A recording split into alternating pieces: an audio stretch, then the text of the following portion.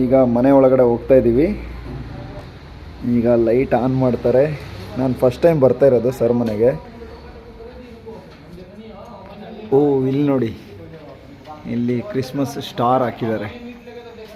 Super ಆಗಿದೆ, ದೊಡ್ಡದಾಗಿದೆ, ಚೆನ್ನಾಗಿ ಕಾಣಿಸ್ತಿದೆ.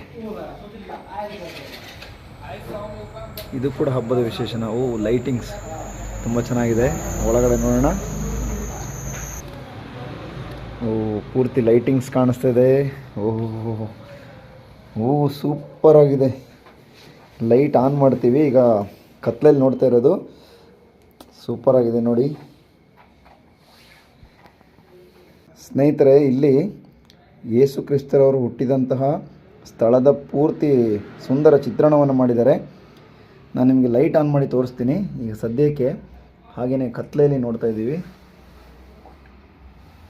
ದನದ ಕೊಟ್ಟಿಗೆಯಲ್ಲಿ ಯೇಸು ಕ್ರಿಸ್ತರವರ ಒಂದು ಪೂರ್ತಿ ಚಿತ್ರಣವನ್ನು ಮಾಡಿದ್ದಾರೆ.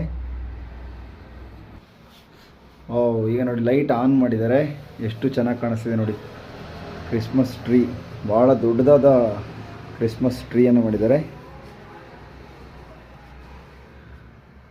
Merry Christmas. ಓಕೆ ಓಕೆ ನೋಡಿ, ಈಗ ಪೂರ್ತಿ ಕಾಣಿಸ್ತಾ ಇದೆ.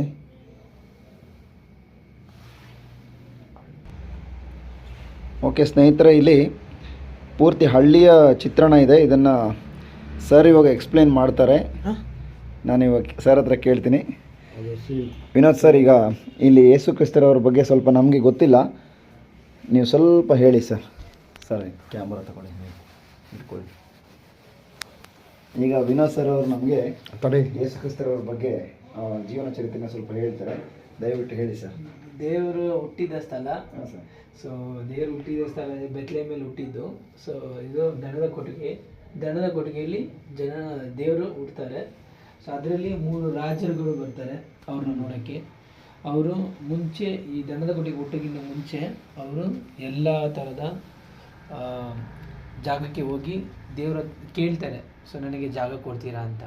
ಸೊ ಅವಾಗ 3 ಜಾಗಕ್ಕೆ ಹೋಗ್ತಾರೆ. 3 ಜಾಗದಲ್ಲೂ ಜಾಗ ಕೊಡಲ್ಲ. ಲಾಸ್ಟಲ್ಲಿ ದನದ ಕೊಟ್ಟಿಗೆಯಲ್ಲಿ ಮಾತ್ರ ಅವರು ಹುಟ್ಟಿ, ಸೊ ಅವರು ಜನ್ಮಾಗಿ ಹುಡ್ತಾರೆ. ಸೊ ಅದಕ್ಕೆ ನಾವು ಕ್ರಿಸ್ಮಸ್ ಅಂತ ಸೆಲೆಬ್ರೇಷನ್ ಮಾಡ್ತೀವಿ. ಓಕೆ, ಇದು ದನದ ಕೊಟ್ಟಿಗೆದು ಸಂಪೂರ್ಣ ಚಿತ್ರಣ. ಹೌದು. ಇದು ಹಳ್ಳಿ ಮನೆ. ದನದ ಕೊಟ್ಟಿಗೆ ಮನೆ, ಕುರಿ, ಮತ್ತೆ 3 ರಾಜರುಗಳು.